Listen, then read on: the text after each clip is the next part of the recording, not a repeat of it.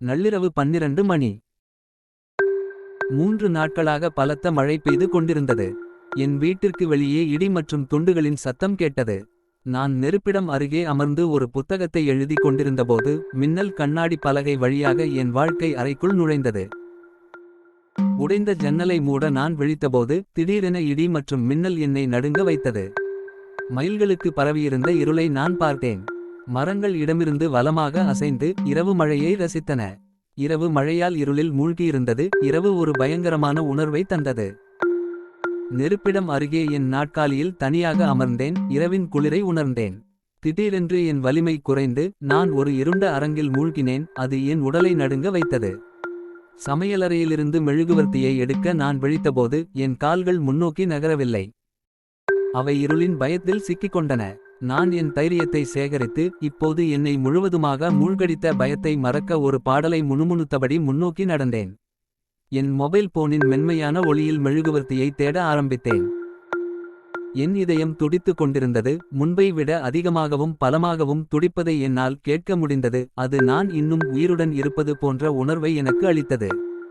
இறுதியாக நான் மெழுகுவர்த்தியை கண்டுபிடித்தபோது. நான் நிம்மதி பெருமூச்சு விட்டேன். நான் அதை ஏற்றப் போகிறேன். திடீரென்று தொலைபேசி ஒலித்தது. நான் கண்ட மெழுகுவர்த்தியை மிகவும் சிரமப்பட்டு என் கையிலிருந்து தூக்கி எறிந்துவிட்டு பயத்தில் கத்தினேன். நான் அழைப்பை எடுத்தேன். அது என் அம்மா. நடுங்கும் குரலில் ஹலோ என்று என்னிடம் சொன்னார்கள். என் அம்மா என்ன நடந்தது என்று என்னிடம் கேட்டார். மின்சாரம் துண்டிக்கப்பட்டு 3 நாட்களாக இங்கு மழை பெய்து வருகிறது. கடந்த 3 நாட்களாக வீட்டை விட்டு வெளியே செல்வது கடினம் என்று நான் அவளிடம் சொன்னேன். நான் ஒரு தொழிலதிபர். எப்போதும் பிஸியாக இருந்தேன். என் பரபரப்பான வாழ்க்கையில் நான் சோர்வாக இருந்ததால். ஒரு இடைவெளி எடுத்து ஊட்டியில் என் நாட்களை கழிக்க வேண்டும் என்று நினைத்தேன். சில நாட்கள் தங்க ஒரு காட்டேஜை வாடகைக்கு எடுத்தேன். என் அம்மா இப்போது லண்டனில் இருந்தார். என் மைத்துனி தனது முதல் குழந்தையை பெற்றெடுத்தார். அதனால் அவர் அங்கு சென்றிருந்தார். இல்லையெனில் என் அம்மா இப்போது என்னுடன் இங்கே இருந்திருப்பார். இந்த நேரத்தில் நான் அவளை மிகவும் மிஸ் செய்தேன். இருட்டை பத்தி எனக்கு எப்பவும் பயமாயிருந்துச்சு. இப்போ அது இன்னும் அதிகமாயிடுச்சு. அந்த குடில் ஒரு ரப்பர் எஸ்டேட்டின் நடுவே அழகாக வடிவமைக்கப்பட்டிருந்தது. விடுமுறைக்கு வேற ஒரு குடிலை வாடகைக்கு எடுப்போம். ஆனா இந்த தடவை பிளான் திடீர்னு போட்டதால அந்த குடில் எனக்கு கிடைக்கல. அதனால இதைத்தான் வாங்க வேண்டியதாயிற்று. அம்மாவோட போன் எனக்கு ஒரு பெரிய நிம்மதி பெருமூச்சு கொடுத்தது. என் பயம் மறைந்தது. நான் என் பலத்தை மீட்டு ஒரு மெழுகுவர்த்தியை கண்டுபிடித்து அதை ஏற்றி வைத்தேன். நான் ஏற்றி வைக்கப்பட்டிருந்த மெழுகுவர்த்தியை என் கையில் எடுத்துக்கொண்டு அறையை நோக்கி நடக்க ஆரம்பித்தேன். என் நிழல் வழக்கத்தை விட பெரியதாக தோன்றியது. அது என்னை பற்றி எனக்கு பயத்தை ஏற்படுத்தியது. நான் ஜன்னலுக்கு வெளியே பார்த்தேன். அது ஒரு முழு நிலவு நாள். வெளியே காட்சி அற்புதமாக தெரிந்தது. காற்றில் பலமாக அசைந்து கொண்டிருந்த மரங்களுக்கு இடையே நிலவு சிரித்துக் கொண்டிருந்தது. மழையின் சத்தம் மேலும் மேலும் சத்தமாக வந்து கொண்டிருந்தது. மழை பலமாக இருந்தது. நிற்கும் அறிகுறிகளை காட்டவில்லை. அதாவது நான் இருட்டில் நீண்ட நேரம் உட்கார வேண்டியிருக்கும். நான் நெருப்பின் அருகே உட்கார்ந்து கொண்டேன். என் சொந்த நிழல் என்னை பயமுறுத்தியது. இந்த பயத்திலிருந்து தப்பிக்க விரும்பினேன். எனவே மறுநாள் மழை நின்றுவிடும். நான் வீடு திரும்ப முடியும் என்ற நம்பிக்கையுடன் படுக்கைக்கு செல்ல முடிவு செய்தேன். சில நிமிடங்களுக்குள் நான் சோபாவில் படுத்திருந்தேன். நான் தூங்கிவிட்டேன். நள்ளிரவில் என்னை எழுப்பியது ஒரு உரத்த அலறல். அந்த அலறல் என்னை நடுங்க வைத்தது. நான் கண்களை திறந்தபோது மழை நின்றுவிட்டது போல் தோன்றியது. ஆனால் எல்லா இடங்களிலும் இன்னும் இருட்டாக இருந்தது. நான் மீண்டும் மெழுகுவர்த்தியை ஏற்றி ஜன்னலுக்கு வெளியே பார்த்தேன். எனக்கு கேட்டதெல்லாம் நாய்களின் குரைப்பு மட்டுமே. அதற்காக நான் அவர்களை சபித்தேன். இந்த நேரத்தில் அவர்கள் கத்த வேண்டுமா? என் இதயம் வேகமாக துடித்தது. அதன் ஒவ்வொரு துடிப்பையும் என்னால் தெளிவாக கேட்க முடிந்தது. மீண்டும் யாரோ சத்தமாக கத்தும் சத்தம் என் காதுகளை எட்டியது. என் ரத்தம் உறைந்தது. நான் கனவா அல்லது அது உண்மையா? இல்லை, அது உண்மைதான். யாரோ எங்கோ தொலைவில் சத்தமாக கத்தினார்கள். நான் பயத்தில் நடுங்கிக் கொண்டிருந்தேன். குளிர் இரவில் கூட நாய்களின் ஊளையிடும் சத்தத்தை கேட்டு வியர்க்க ஆரம்பித்தேன். நான் வண்டிக்கு ஓடிச் சென்று என் படுக்கை விரிப்பை இழுத்து பயத்தை மறக்க முயன்றேன். ஆனால் அது என்னை விடவில்லை. அலறல் சத்தமாகவும் தீவிரமாகவும் மாறியது. நான் நடுங்க ஆரம்பித்தேன். என் நெற்றியில் பெரிய வியர்வை துளிகள் வழிவது போல் உணர்ந்தேன். என் இதயம் இப்போது வேகமாக துடித்தது. நான் இவ்வளவு வேகமாக ஓடினால் என் இதயம் இப்போது துடிப்பதை நிறுத்திவிடும் என்று உணர்ந்தேன். நான் என் தைரியத்தை சேகரித்து மெதுவாக ஜன்னலை நோக்கி நடந்து திரைச்சீலைகளை நகர்த்தி வெளியே எட்டிப் பார்த்தேன். என் இதயம் துடிப்பதை நிறுத்தி நான் முன்பு கேள்விப்பட்டதை விட சத்தமாக கத்தினேன். அதே நேரத்தில் சக்திகள் வந்தன. கடவுள் என்னை இப்படியே விட்டுவிட்டால் நான் பயத்தால் இறந்து விடுவேன் என்று உணர்ந்திருக்கலாம். என் ஜன்னலுக்கு வெளியே ஒரு பெண் இரத்த வெள்ளத்தில் நின்று கொண்டிருந்தாள். என் இரத்தம் குளிர்ந்தது. அதை பார்த்ததும் நான் உறைந்து போனேன். இல்லை, என்னால் அசைய முடியவில்லை. நான் மிகவும் பயந்தேன். என் மனம் சோர்வடைந்துவிட்டது. நான் குடிசையை முன்பதிவு செய்வதற்கு முன்பு என் சக ஊழியர்கள் என்னிடம் சொன்ன கதைகள் எனக்கு நினைவுக்கு வந்தன.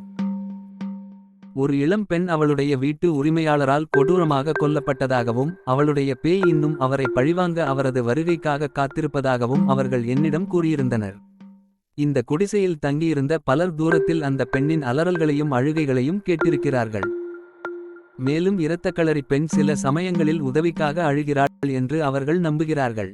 இது போன்ற பல சம்பவங்களுக்குப் பிறகு மக்கள் இந்த குடிசையை வாடகைக்கு எடுப்பதை நிறுத்திவிட்டார்கள். அதனால்தான் இந்த குடிசையை மிகவும் நியாயமான விலையில் கண்டுபிடிக்க முடிந்தது. நான் ஒருபோதும் பேய்களை நம்பவில்லை. இந்த கதைகள் அனைத்தும் எனக்கு வேடிக்கையாகத் தோன்றின. நான் சிரித்தேன், அவர்களை கேலி செய்தேன். இந்த குடிசையை நான் கைப்பற்றி பேய்கள் இல்லை என்பதை அனைவருக்கும் காட்ட இங்கே தனியாக இருக்க சவால் விட இதுவே ஒரு காரணம். இப்போது நான் ஒரு பேயை எதிர்கொண்டேன். பேய்கள் உள்ளன என்பதை உணர்ந்தேன். என் முன்னால் இருக்கும் பெண்ணை நான் உண்மையில் பார்த்ததை எப்படி நம்பாமல் இருக்க முடியும்? நான் என் தைரியத்தை திரட்டி சில பிரார்த்தனைகளை செய்துவிட்டு வண்டிக்குச் சென்றேன். நாம் பிரார்த்தனை செய்யும்போது பேய்கள் நம்மை தாக்குவதில்லை என்று கேள்விப்பட்டேன். அவளுடைய அலறல்களையும் அழுகைகளையும் என்னால் இன்னும் கேட்க முடிந்தது. நான் என் காதுகளை மூடிக்கொண்டு அமர்ந்தேன். இப்போது நான் உண்மையில் நடுங்கிக் கொண்டிருந்தேன். இல்லை, குளிரால் அல்ல, பயத்தால். கடிகாரம் ஒரு முறை அடித்தபோது என் இதய துடிப்புடன் கடிகாரத்தின் டிக் சத்தமும் கேட்டது. இடி இடி இடி. இல்லை, அவை என் இதய துடிப்புகள் அல்ல, ஆனால் யாரோ என் கதவை சத்தமாக தட்டினர். அவர்கள் சொன்னது போல் அது ஒரு பெண் உதவிக்காக அழுகிறாள். பிசாசு என்னை விட்டு விலகாது என்று நினைத்து நான் உறைந்து போனேன். பிசாசு என்னுடன் ஒளிந்து விளையாடுவது போல் ஓடி மேசையின் கீழ் அமர்ந்தேன். நம் உடலின் எஜமானர் மனிதர்களை விலங்குகளை விட உயர்ந்தவர்களாக மாற்றும் பயத்தால் ஒருவர் மூழ்கடிக்கப்படும்போது அவர் அதை அணைத்துவிட்டு பின்னர் நினைக்கும் போது மிகவும் வேடிக்கையாகத் தோன்றும் செயல்களை செய்வார். படங்களில் காட்டுவது போல பிசாசு கதவு வழியாக வீட்டிற்குள் நுழைந்தால் உடனடியாக என்னை கண்டுபிடிக்க முடியாது என்று நினைத்து நான் மேசையின் கீழ் அமர்ந்தேன். நீங்கள் பயப்படும்போது எண்ணங்கள் விசித்திரமாகிவிடும். ஐன்ஸ்டீன் போன்ற மிகவும் புத்திசாலித்தனமான மனிதர்கள் பயந்தபோது இதுபோன்ற விஷயங்களை நினைப்பார்கள். பிசாசிடமிருந்து தப்பிப்பதற்கான வழிகளைப் பற்றி நான் யோசித்துக் கொண்டிருந்தேன். ஆனால் அது என்னை விட்டு வெளியேற வழி இல்லை. அவள் இன்னும் வெளியே காத்திருப்பதை குறிக்கும் வகையில் பேய் சத்தம் சத்தமாக வந்தது.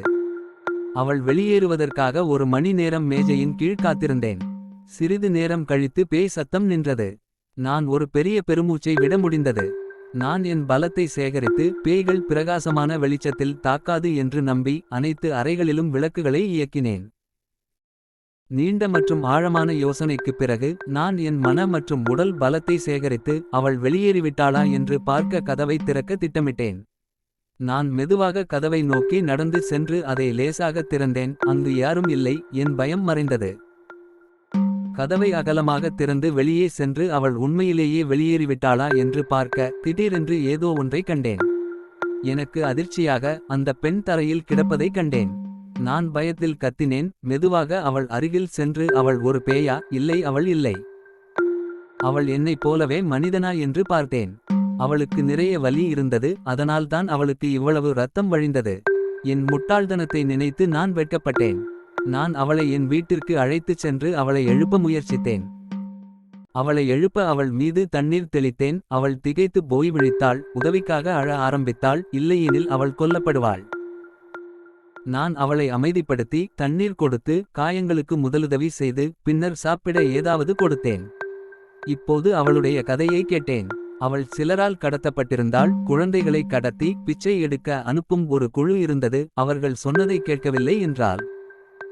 அவர்களை கொடூரமாக அடிப்பார்கள் என்று கூறி அவர்கள் மூலம் பணம் சம்பாதிக்கிறார்கள். இன்று அவள் அவர்களின் பலியாக இருந்தாள். அவள் விரும்பியதைச் செய்ய மறுத்ததால் அவள் தாக்கப்பட்டாள். எனவே இந்த குடிசையில் மக்கள் கேட்கும் அலறல்கள் அங்கிருந்து வருகின்றன. அங்குள்ள அனைவரும் நினைப்பது போல் ஒரு பேயிடமிருந்து அல்ல என்பதை உணர்ந்தேன். உதவிக்கான அலறல்களை கேட்டபோது அது ஒரு பேயாக இருக்கலாம் என்று பயந்து கதவை திறக்க மறுத்துவிட்டார்கள். அவர்கள் அவ்வாறு செய்திருந்தால் அவளைப் போன்ற பல அப்பாவி குழந்தைகள் காப்பாற்றப்பட்டிருக்கலாம்.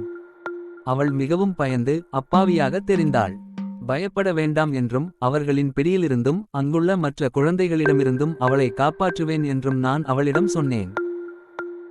நான் உடனடியாக போலீஸை அழைத்தேன். அவர்கள் அதிகாலை 4 மணியளவில் என் குடிசையை அடைந்தனர். அந்த பெண் முழு கதையையும் அவர்களிடம் சொன்னதும் போலீசார் 5 பேர் கொண்ட கும்பலை கைது செய்து சிறு அப்பாவி குழந்தைகளை அவர்களின் பிடியிலிருந்து மீட்டனர். எனது துணிச்சலுக்கு பாராட்டு தெரிவித்த போலீசார் எனது துணிச்சலான பணிக்காக அரசாங்கத்திடமிருந்து எனக்கு விருது வழங்குவதாக கூறினர். எனது துணிச்சலின் கதை உங்களுக்கும் எனக்கும் மட்டுமே தெரியும். எனவே அதை நமக்குள் எப்போதும் ரகசியமாக வைத்திருப்போம். முடிவு.